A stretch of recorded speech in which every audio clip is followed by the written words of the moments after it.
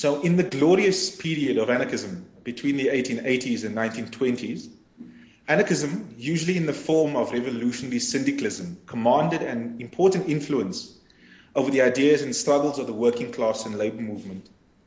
Anarchists often played leading roles in many of the major social upheavals, uprisings and insurrections, or attempted insurrections of the time and on a global scale, their ideas and actions having a profound influence on the development of the socialist movement and the history of the left internationally. Yeah, let me just get this out of the way. There we go. It was no different in South Africa and Brazil, where anarchism and its syndicalist variant established footholds within the movements and struggles of the laboring masses. The anarchist influence remained strong until the libertarian socialist movement went into decline internationally in about the 1930s. This presentation highlights the significance of the role played by anarchists and syndicalists in the early labor movements of these two countries. We highlight similarities and differences in order to draw a few lessons that we hope will be of interest to an audience that falls outside of the, global South or Third World. We seek to examine how and why these movements went into decline and lost their influence, drawing parallels where applicable. We aim to see whether or not this decline could have been avoided, and perhaps, I think more importantly for us today, what lessons we can draw from this experience, both in terms of rebuilding the international anarchist movement and recovering its social influence, as well as to see what measures could or should potentially be taken to avoid the same mistakes being repeated again. So if you look at the early years and the arrival of anarchisms in both situations, as was the case with much of the colonial and post-colonial world, anarchist and syndicalist ideas arrived in South Africa and Brazil by means of the massive floods of immigration to these countries brought about by increasing industrialization and urbanization. In South Africa, this was sparked by the discovery of diamonds in Kimberley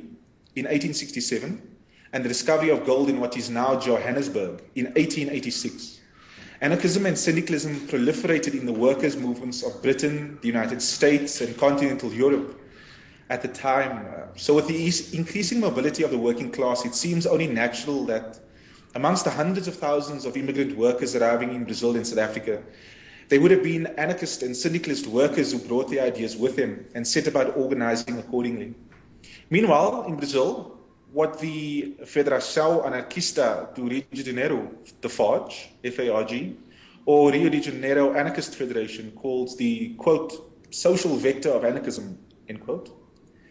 was starting to emerge, driven by growth in the social insertion of anarchism into the unions, which culminated in the second decade of the 20th century. Anarchists were responsible for involved in a number of strikes and struggles,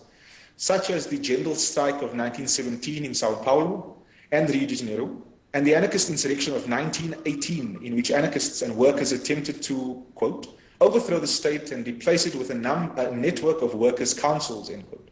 The plans for the insurrection, which included seizing the government palace,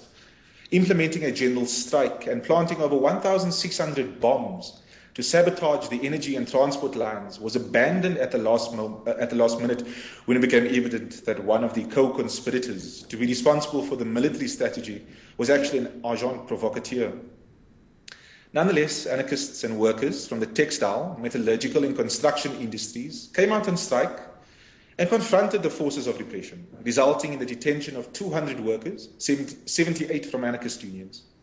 Anarchists in Brazil, often immigrant workers, were also active in the foundation of a number of unions which followed syndicalist models, such as the Brazilian Regional Workers Federation, or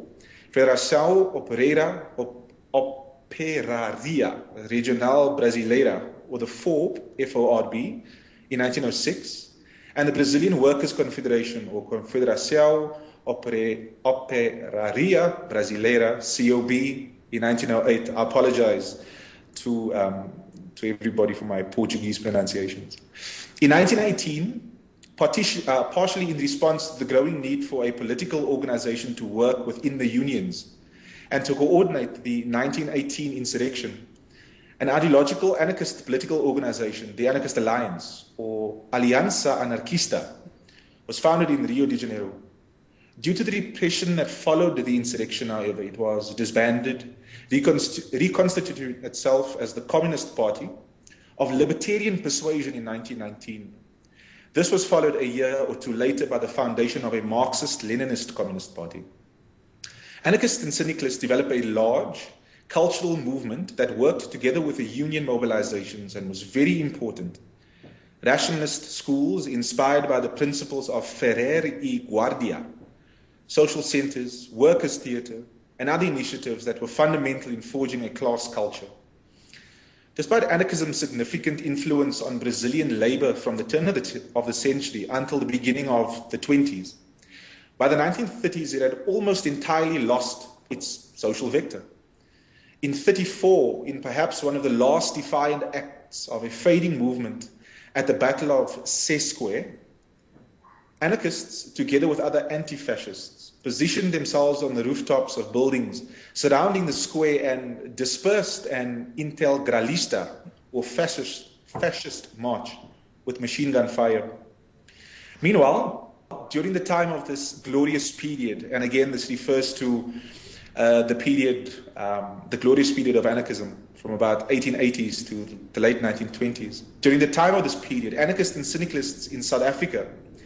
busied themselves establishing a number of political organizations. One was the Social Democrat Federation, or SDF, more libertarian socialist in nature than its European counterparts of the same name, but including a variety of tendencies. In Cape Town, again formed in Cape Town in 1904.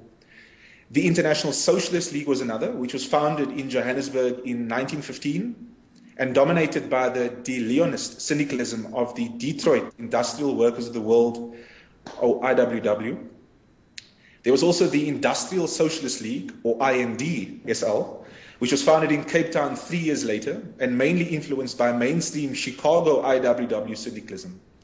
Similarly to Brazil, libertarian socialists also founded the first Communist Party in South Africa, the first Communist Party in South Africa, 19, first Communist 19 in South Africa, 19, first Communist 19 in South Africa, 19, first Communist 19 in South Africa, 19, first Communist 19 in South Africa, 19, first Communist 19 in South Africa, 19, first Communist to respond in South Africa, to respond to first Communist to respond in South Africa, to respond to first Communist to respond in South Africa, to respond to first Communist to respond in South Africa, to respond to first Communist to respond in South Africa, to respond to first Communist of anarchism in South Africa, anarchism first Communist.